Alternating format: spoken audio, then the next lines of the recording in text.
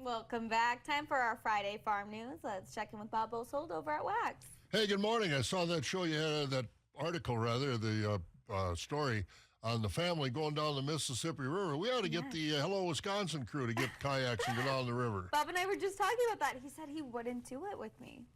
I didn't say with you. I mean, in general, I should so say. Bob, you probably know about the I don't Mississippi. want to cause dissension in the ranks here now. Well, no, the Mississippi River it's pretty calm, or is it fast in some spots? Oh, I'm sure. I don't know. I've never really been on the river, but no, there are places where it's nice and calm. Okay, all right. Just Maybe we do one Told ya. section. Just don't get in the way of a grain barge going down. No. Would you do it, Bob?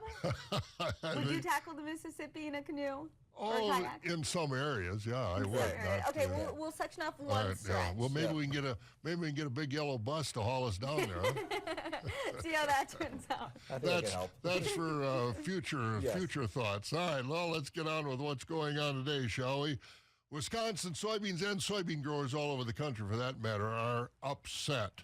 That was the first sentence in a letter sent by Wisconsin State Soybean Association President Doug Rebout to the Trump administration. That letter went on to say our current trading strategies with countries like Argentina and China are inflicting real damage on American agriculture. Rebout's letter said American farmers are not asking for government handouts. They just want fairness in the marketplace. He's especially upset that the administration has decided to extend a $20 billion swap line to Argentina, just as China rushed in to buy 20 shiploads of Argentine soybeans after Argentina put on that ban on export taxes for a while. Now, he added that the Wisconsin Soybean Association is calling on the president to immediately resolve the trade war with China to restore our access to that market and stop undermining American farmers who feed and fuel this nation.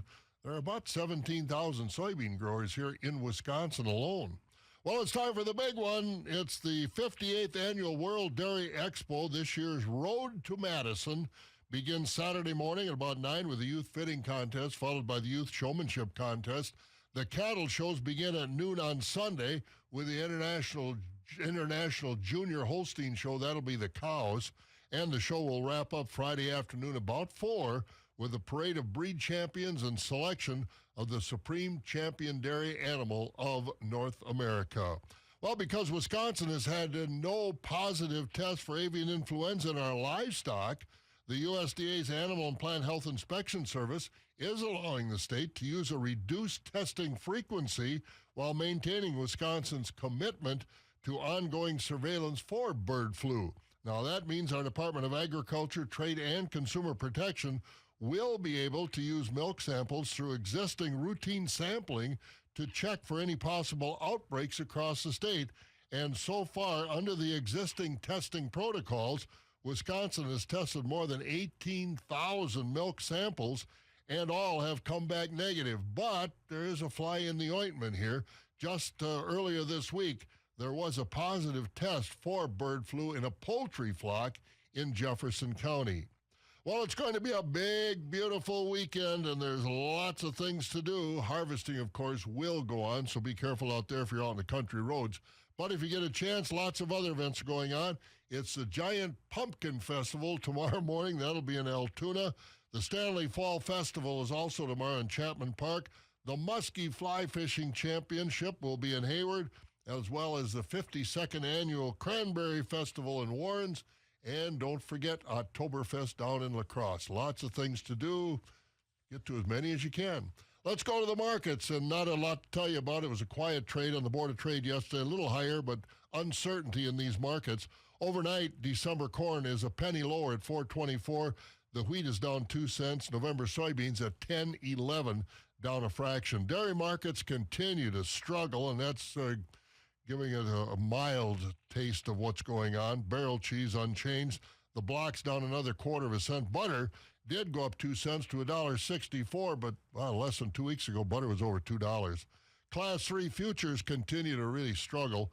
September down a dime at $17.55. October down 32. November at $16.18, down 34 cents as prices were mixed. but mostly lower down through May. So that's where we are. And tomorrow I got a friend. He says, come on, let's go jet skiing. So tomorrow I'm going jet skiing. Wow.